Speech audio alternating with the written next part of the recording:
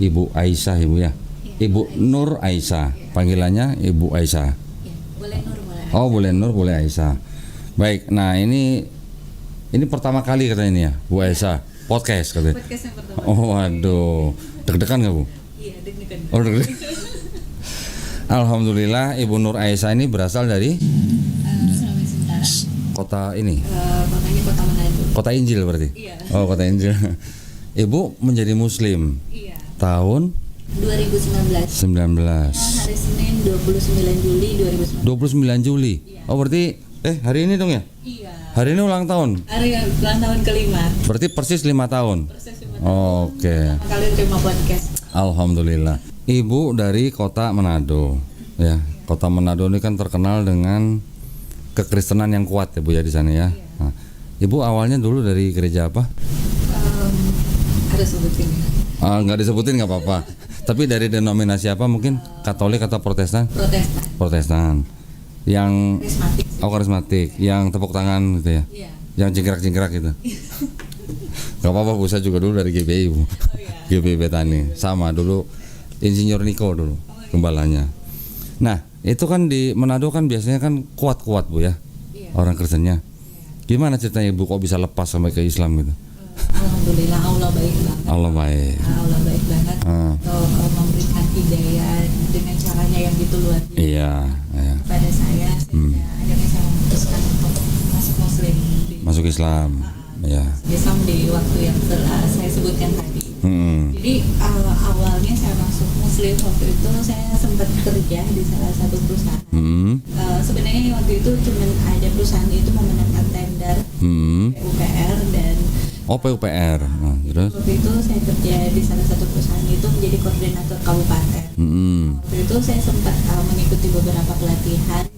Saat itu saya sempat satu kamar sama ada adik itu yang pintar banget ngaji. Masya Allah. Sebenarnya jadi Terus? ngaji itu kayak saya rasa nyaman banget. Oh. Singkat cerita pada hari terakhir itu kebetulan kita mendapat fasilitas menginap di sebuah hotel dan saya mendapat fasilitas yang alhamdulillah lebih sebenarnya dari beliau. Kemudian dia untuk nginap bersama saya.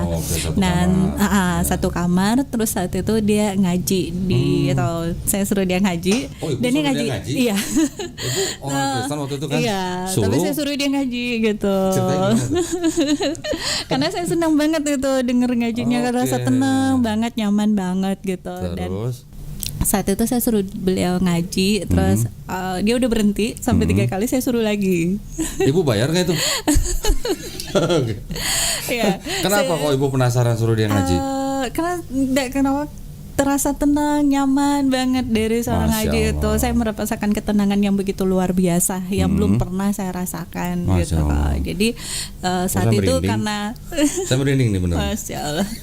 Ibu ingat nggak? Ibu suruh adik itu ngaji di surat apa, ayat berapa? Saya nggak tahu dia ngajinya apa. Saya juga nggak sempat nanya. Cuman pas saya suruh dia ulang keempat kali, terus dia bilang gini aja Bu, Ibu mau nanya apa tentang Muslim gitu. Nah waktu itu saya nanya ke dia, apa sih yang membedakan Islam sama Kristen gitu. Dia menceritakan banyak hal ke saya dan di situ saya dapat sebuah kebenaran. Oh iya ya, kalau Isa Al-Masih itu, Yesus itu adalah Allah itu sendiri. Kenapa ketika dia dicari sama pasukan Romawi, dia bersama dengan 12 muridnya ketika dia pergi ke Taman Getsemani, di sana dituliskan bahwa Yesus itu berdoa. Nah, kepada siapa? Kalau dia Allah itu sendiri, kenapa dia berdoa kepada siapa? Dia berdoa. Jadi itu adalah sebuah kebenaran pertama yang saya dapatin. Dan akhirnya saya mencari kebenaran dan kebenaran lebih lagi dan alhamdulillah saya menetapkan hati untuk memeluk agama Islam dari hal itu. Setelah berapa lama, Ibu? Itu bulan April. Jadi bulan April 2018. Oh, 18. Dari 2018 baru ke 2019. Ke Juli 2019. Iya. Berarti kurang lebih 1 tahun. Kurang lebih 1 tahun. Nah, selama 1 tahun Ibu belajar dari siapa? Saya nggak belajar dari itu. Jadi cuman kayak lihat Google aja, terus kayak gitu-gitu. Terus sering nelpon dia juga. Adek itu umur berapa, Bu? Adek itu kalau nggak salah umurnya waktu itu saya sekitar dia baru 21 kan. 21? Iya, dia 21. Berarti Ade itu pintar kristologi berarti Bu ya? Iya. Bisa menceritakan begitu ya? Dia cerita tentang dia banyak menceritakan karena dia itu luar biasa banget. Waduh, keren ya. Ternyata ada ya. Ada. Baru tahu loh saya. Dia kayaknya memang mendalami agama banget atau lulusan pesantren. Terus dia menceritakan tentang Nabi Isa alaihissalam yang ada di Quran nggak Bu? Dia menceritakan sedikit. Sebenarnya kalau untuk Isa al-Masih sih dia menceritakannya sedikit, tapi dia lebih banyak menceritakan tentang Islam itu sendiri. Oh gitu. Dia menceritakan tentang Islam itu sendiri. Jadi dari situ karena saya sudah sedikit tahu tentang agama Kristen, jadi dari apa yang dia sampaikan itu nyambung. Oke. Tapi gitu. Yang pertama kali ngomong bahwa Yesus ke Taman Getsemani berdoa tuh ada itu? Saya. Oh, Ibu sendiri. Saya sendiri. Dari cerita yang dia itu iya ya gitu. Karena dia menceritakan banyak hal gitu. Terus saya bilang oh iya ya. Kalau memang Yesus itu ada Allah itu sendiri, kenapa saat itu dia berdoa gitu di sana? Kepada siapa dia berdoa? Kan nggak mungkin dia berdoa kepada dirinya sendiri gitu. Katanya sedang memberi contoh. Memberi contoh. Memberi contoh kepada murid-muridnya gitu katanya. Nggak mungkin kan. Dari kata itu kalau kita mau bicara orang-orang mau melihat, kita baca bersama arti dari kalimat itu kita sudah bisa pahami. Dari kata dia berdoa di sana gitu. Udah gitu Ibu baca nggak Bu di Bible-nya? Yesusnya berdoa seperti apa? Iya, kalau itu kan dia berlutut ya di atas itu. Bersujud, benar. Lalu dia maju sedikit dan dia maju sedikit dan dia berdoa, dia bersujud, maju sedikit dia bersujud dan berdoa di sana gitu. Maksud Tuhan bersujud ya Bu ya? Iya. Jadi itulah kebenaran pertama yang saya dapati. 1 tahun Ibu belajar sendiri berarti? Iya, 1 tahun belajar sendiri dan akhirnya memantapkan hati untuk bersahadat di Masjid Agung Bandung. Di Bandung? Iya. Oh, nggak berani di Manado ya, Pak? Enggak. Kalau di Manado ketahuan ntar ya? Karena kebetulan waktu itu juga memang lebih banyak waktu di Jakarta gitu, sama Surabaya gitu. Nah, waktu Ibu bersahadat itu Ibu sudah berkeluarga? Saat itu dalam posisi divorce, tapi memang sendiri ya. Lagi posisi benar-benar sendiri. Jadi masuk agama Islam itu bukan karena menikah atau karena ada orang lain, karena memang saat itu posisinya lagi diizinkan Allah sendiri gitu. Alhamdulillah. Ya. Jadi karena ayat di Bible itu malah yang membuat Ibu belajar. Iya. Malah Ibu mengetahui. Terus akhirnya Ibu berpikir gitu ya. Terus malah akhirnya Ibu masuk Islam. Iya, alhamdulillah. Alhamdulillah ya. Nah, waktu Ibu masuk Islam, terus gimana? Broadcasting nggak Bu ke keluarganya? Waktu saat itu memang karena keluarga berlatar belakang pendeta, jadi dan keluarga kebetulan juga keluarga besar itu banyak yang taat beragama. Jadi saya waktu itu memilih untuk silent karena saya takut, saya sadar diri bahwa iman saya belum cukup kuat, ilmu agama juga saya belum cukup kuat. Jadi takutnya malah nanti saya tergoyahkan dan saya murtad lagi. Jadi saat itu saya memilih untuk diam dan belajar dulu gitu. Berapa lama Ibu silent? Silentnya itu dari 2019 nanti 2022. Berarti 3 tahun? Iya, 3 tahun. Hampir 3 tahun? Iya. Nah terus selama 3 tahun itu keluarga taunya Ibu ya masih Kristen aja gitu? Iya. Ibu tinggal sama keluarga atau sudah pisah? Enggak, saya memang udah pisah dari keluarga gitu. Berarti selama 3 tahun Ibu kalau pulang ke rumah keluarga masih pulang ke rumah keluarga? Masih mengunjungi mama gitu. Karena kakak juga adalah pendeta, jadi kakaknya pendeta? Iya. Jadi ibunya juga pendeta? Iya. Ibunya pendeta, kakaknya pendeta. Ya. Papanya? Almarhum papa ya juga. Oh, almarhum juga papa pendeta juga. Waduh, berarti anak pendeta ini. Iya. Anak pendeta lepas gitu berarti ya. Alhamdulillah karena saya diberikan hidayah sama Allah gitu. Semoga harapan saya juga Allah memberikan hidayah buat keluarga gitu. Amin. Terus setelah 2022 keluarganya tahu, gimana ceritanya? Sempat ada yang ngamuk-ngamuk gitu. Iya, sempat ada yang ngamuk-ngamuk dan bahkan ada yang ngomong kalau datang ke Manado hijabnya dibuka gitu. Kan enggak juga semua orang yang dilahirkan muslim juga nggak banyak kok yang nggak berhijab kayak gitu. Adalah penolakan, cuman akhirnya ada yang sudah mulai luluh hatinya dengan membuka komunikasi, walaupun mereka memang masih mengungkapkan rasa kekecewaannya yang begitu luar biasa gitu. Saudara ibu juga memang pada religius berarti ya? Iya. Keluarga-keluarga baik di pihak mama maupun papa dia itu adalah orang-orang yang cukup taat beragama, religius ya religius. Ada yang pendeta gitu, juga. Tapi ada pun yang nggak pendeta, misalnya mereka mau wira swasta atau cuman petani ataupun keluarga, tapi mereka adalah orang-orang yang religius, terlibat di pelayanan istilahnya.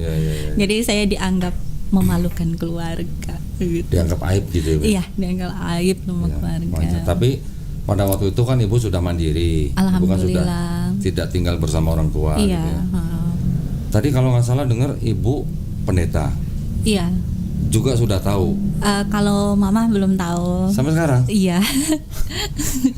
Usia berapa mamanya? Mama udah 74, mau 75 bulan Oktober. Oke. Jadi sampai sekarang mamanya belum tahu. Belum tahu kalau mama gitu. Ya apa ya?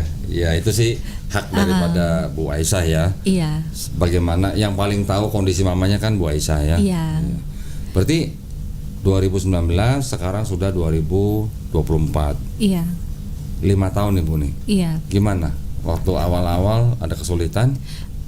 Awalnya waktu masih silent malah nggak ada kesulitan, Pak Ustadz. Jadi nanti malah proses pemurnian keimanan saya dimulai di tahun 2022. Jadi di tahun 2022 itu saya sempat menikah. Jadi awalnya itu di 2019 sampai 2022 alhamdulillah Allah tuh sudah mempercayakan banyak hal ke saya. Saya tidak lebih kaya dari orang lain, tapi saya sebagai seorang wanita sudah cukup ya, hidup cukup gitu. Nah, di saat itu saya cukup materi maksudnya Bu ya. Iya, jadi saya pikirnya ya Allah sudah memberikan banyak hal ke saya. Terus saya itu belum belajar agama. Mau sholat aja saya masih nuntun dari buku, dari YouTube gitu kan. Nah, aku pengen belajar lebih lagi gitu dan saat itu sebenarnya saya nyari tempat-tempat untuk belajar, tapi ada beberapa kendala sampai akhirnya saya memilih untuk menikah. Saya bilang sama Allah, ya Allah kalau seperti ini tolong kirimkan saya imam untuk membimbing saya lebih dekat sama Engkau gitu. Dan akhirnya saat itu saya menikah. Tapi di saat justru saya memilih untuk lebih dekat, disitulah Allah memproses kehidupan saya begitu luar biasa. Jadi mau diceritakan detailnya? Jadi di akhirnya saya itu mungkin karena minimnya ilmu agama saya, waktu itu saya pengen menikah tapi saya pengen ta'aruf. Nah, saya kira ta'aruf itu hanya sebatas tidak pacaran aja, tapi ternyata kan proses ta'aruf itu sebenarnya panjang dan akhirnya saya menikah pada tanggal 22 Mei 2022. Dan saat saya menikah di 3 bulan per awal saya sudah merasakan KDRT. Jadi di saat itu pertama kali saya menghadapi KDRT itu cuman karena saya tahu masa lalu dari mantan suami gitu. Jadi saya tahu ternyata mantan istrinya juga pernah hampir dibunuh sama dia gitu. Terus dia pernah istrinya masih berdarah-darah dipaksa untuk melakukan sesuatu yang selayaknya suami istri di samping anak gadisnya, dan itu dijadikan alasan untuk menjadi perpisahan antara dia bersama dengan mantan istrinya. Di situ saya merasa dibohongi banget gitu. Jadi akhirnya saya itu tahunya di sekitar jam 2 siang, di antara jam 2 siang, sekitar jam 2 siang itu pada tanggal 3 September 2022. Nah, saat itu saya belum langsung tanya sama beliau. Jadi nanti pas malam sudah mau tidur baru saya tanyain. Saya bilang, "Ayah boleh ngomong nggak?" gitu. Nah, pas dia bilang boleh, akhirnya saya nanya, "Coba tolong jujur ke saya soal perpisahan dengan mantan istrinya gitu." Nah, karena saya bilang saya ada di dunia usaha. Kalau ada kebohongan itu saya berpikir akan menghambat rezeki kita. Itu kejujuran ayah itu tidak akan merubah hubungan kita. Cuman saya pengen jujur aja. Nah, saat itu akhirnya dia ngamuk-ngamuk Dia ngamuk-ngamuk, saya udah ketakutan. Terus habis dia ngamuk-ngamuk, saya bilang nggak apa-apa kok gitu. Kalau nggak mau ngomong ya nggak apa-apa juga. Tapi akhirnya dia tampar saya untuk pertama kali. Nah pas saya ditampar untuk pertama kali, adiknya gedor-gedor pintu karena kedengaran di luar. Adiknya gitu. suami. Karena kebetulan waktu itu kita weekend, dia pulang ke rumah mertua. Nah jadi pas saat itu saya ditampar-tampar. Pas adiknya ketuk-ketuk pintu tuh, akhirnya dia buka pintunya. Awalnya dia nggak mau buka, dia buka. Pas dia buka, adiknya bilang, kita semua di rumah ini sudah ngerasakan tangannya suami saya. Kenapa harus Kak nikah lagi? Nah pas saya itu, karena nama saya nikah gitu, saya langsung ambruk dan jatuh, dan saya jalan sendiri dari rumah dia itu keluar rumah. Nah tapi saat itu orang tuanya karena orang tuanya sangat baik dan keluarganya sangat baik, dan dia juga minta maaf dan tidak melakukan lagi, dan saya memilih untuk bertahan karena saya pikirkan kalau mau pisah saat itu saya baru menikah dan saya sudah mempublikasikan diri juga sebagai seorang muslim, saya sudah berhijab, gimana pandangan dari orang-orang lain gitu. Nah saat itu saya masih bertahan, dan tapi saya masih sering mengalami KDRT, bahkan saya sampai digigit. Digigit nih. Loh kok malah cowok yang gigit? Biasa kan cewek yang gigit. Iya, jadi saya digigit sama dia gitu. Jadi kalau kapan aja dia mau nampar ya udah dia nampar gitu. Walaupun dia kan itu lagi mengidap beberapa penyakit, jadi saya berusaha untuk kayak masak setiap dia mau makan masakin gitu. Terus ya pokoknya kalau dia nggak ada seneng aja, pipi saya sampai sekarang itu malah pipi ini sama ini beda gitu, antara kanannya itu beda. Nah puncaknya saya masih bertahan. Puncaknya itu di tanggal dia pukul saya itu di tanggal 27 Maret 2023. Ibu ini kok apal ya tanggal-tanggal? Iya, jadi karena saya sempat menulis buku kok tentang perjalanan hijrah saya. Jadi tanggal-tanggalnya itu saya hafal. Jadi kisah-kisah itu memang saya hafal. Tanggal 27 Maret itu saya waktu itu saya ngontrak rumah itu ada 2 lantai, di bawah saya jadiin kantor. Dan karena sudah banyak kali terjadi KDRT dan banyak sekali perbedaan di kita, nah akhirnya waktu itu kebetulan lagi di ruang kerja dan saya minta ke beliau untuk bantuin dalam membuat surat-surat, ada beberapa surat yang harus saya kerjain. Nah pas saya itu saya bilang juga, karena saya lihat dia di handphone kelihatan bahagia banget. Jadi saya pikir kayaknya dia lebih bahagia dengan handphonenya dan mungkin dengan kehidupannya daripada dengan saya. Kalau kayak gitu kan masih mendingan ya udah, kalau kita mau pisah nggak apa-apa gitu. Akhirnya saya dengan posisi yang sama, ayah boleh ngomong nggak gitu. Terus dia Ibu juga takut tampar lagi tuh minta ngomong. Iya, takut sih kok gitu. Akhirnya dia bilang iya apa. Saya bilang kalau ayah nggak bahagia sama bunda, ya udah ayo kita pisah ya baik-baik aja gitu. Biar kita bisa memulai kehidupan kita masing-masing. Biar ayah bisa bahagia dengan kehidupan ayah, mungkin aku juga bisa memulai kehidupan aku yang baru. Saat itu dia cuman diam aja. Nah itu saya takut mau dipukul, mau bercerita lebih. Saya bilang saya izin ke lantai 2 ya ayah gitu, untuk melanjutkan pekerjaan di sana. Soalnya saya sudah ngomong gitu, kalau saya tetap bertahan di situ takutnya dipukul lagi kan. Nah akhirnya dia cuma diam. Pas saya mau berdiri dari tempat duduk, tiba-tiba saya didorong ke dinding, dipukul-pukul, ditampar-tampar, dijambak rambutnya, dibenturin ke dinding gitu. Nah itu saya coba untuk lepas. Kebetulan meja kerja saya cukup berat dan akhirnya saya bisa bertahan di meja itu. Dan saat itu dia masih nendang-nendang, mukul-mukul kepala saya. Kebetulan ada laptop, jadi saya jatuhin laptop untuk mengalihkan perhatian dia gitu. Akhirnya dia sempat lepas. Aisyah mau lari keluar, dikejar juga sama dia, didorong. Pas didorong, dia keluar ke belakang. Aisyah kira dia mau menenangkan hati gitu di belakang. Dan taunya dia keluar udah sama pisau. Astaga. Dia keluar sama pisau, terus Aisyah ditarik. Udah pisaunya tuh udah di sini, udah di leher. Sementara kepala Aisyah tuh sudah berdarah. Jadi waktu itu tuh Aisyah sempat mau teriak, tapi sudah tangannya udah ini di leher juga kan gitu. Tapi alhamdulillah Aisyah tetap berusaha untuk teriak. Alhamdulillah mungkin tetangga dengar dan dia keluar pura-pura jemur baju, jemur pakaian. Lihat itu kan ada tirai di tempat tinggal kita, jadi pas dia lihat itu dia airnya lepas. Dia lepas, Aisyah tuh udah gemetaran, dia duduk di tangga. Terus duduk di tangga itu Aisyah nunggu dia tenang. Pas dia lempar pisaunya, baru Aisyah lari ke atas. Aisyah lari ke atas itu untuk Aisyah sempat ngambil handphone. Jadi Aisyah sempat ngambil video pas dia lempar pisaunya. Dan Aisyah pikir kan Aisyah udah harus punya bukti. Jadi akhirnya lari ke atas, dikejar lagi sama dia. Jadi dorong-dorongan di pintu dan di leher ini sampai biru semua.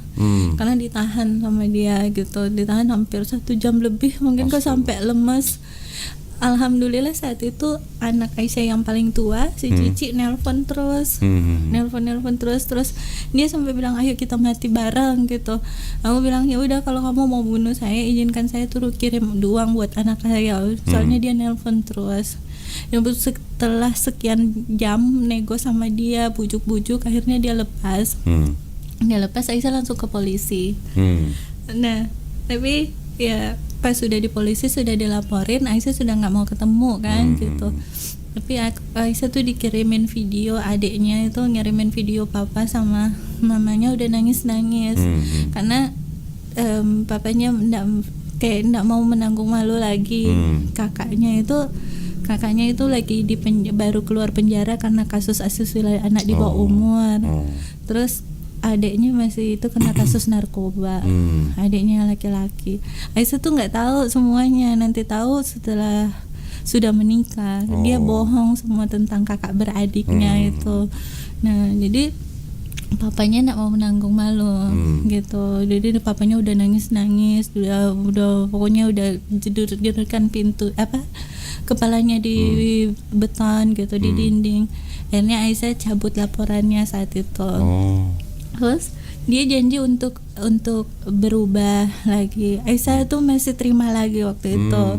Sampai pada puncaknya itu pas Idul Fitri, Aisyah masih basuh kakinya, masih nyium kakinya di tahun yang sama, 2023, 22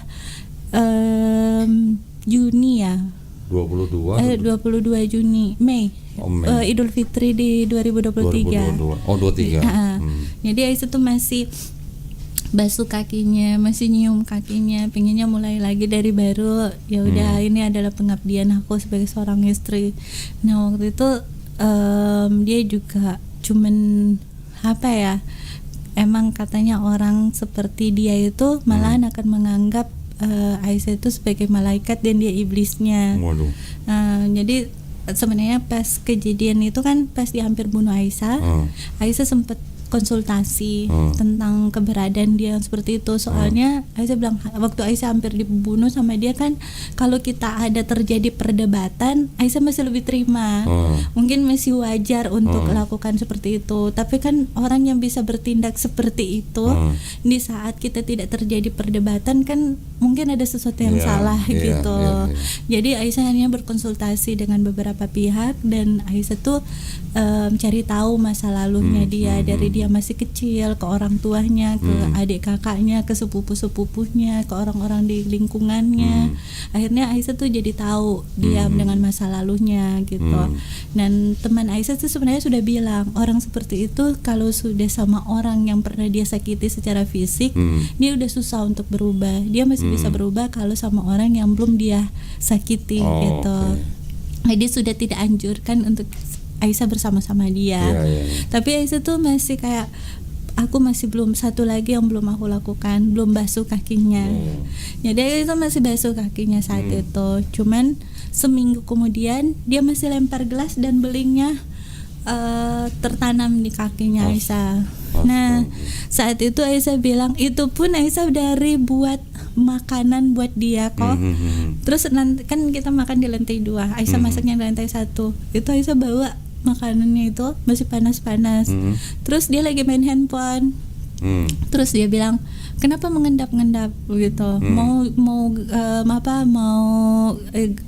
dia mau dapetin dia lagi bikin ini bikin itu katanya. Saya bilang ini lantai kita ke lantai 2 ini kan tangganya beton, terus udah dilapisin karpet pula, jadi pasti kan nggak kedengaran. Terus yang dibawa juga panas. Terus ngana ya udah makan aja lah, aku mau istirahat, maaf ya gitu. Terus pas Aisyah itu langsung dipanggil, hei anjing gitu. Terus pas natap gitu Aisyah bilang, kenapa sih ya kalau memang marah kenapa harus ngata-ngatai kayak gitu gitu. Terus pas Aisyah ngomong kayak gitu langsung diambil gelas yang segini, dilempar kena ke kaki Aisyah, pecah di situ. Terus nanam di lutut, masih ada bekasnya. Nah saat itu Aisyah bilang sama Allah, ya Allah aku udah nggak sanggup lagi, udah nggak sanggup, benar-benar nggak sanggup. Akhirnya Aisyah berkonsultasi dengan beberapa ustadz. Pada tanggal 26 Juni itu Aisyah pergi ke Masjid Raya Bukit Tinggi dari jam 8 pagi. Sumatera Utara. Jadi itu hidup sama suaminya di Sumatera Utara, di Sumatera Barat, sorry. Iya, di Sumatera Barat. Oke. Terus waktu itu Aisyah ngambil waktu jam 8 pagi ke Masjid Raya Bukit Tinggi. Terus Aisyah ambil waktu puasa di sana karena kebetulan Aisyah tuh puasa Senin Kamis itu, jadi yaudah puasa gitu. Terus Aisyah tuh berdoa di situ. Aisyah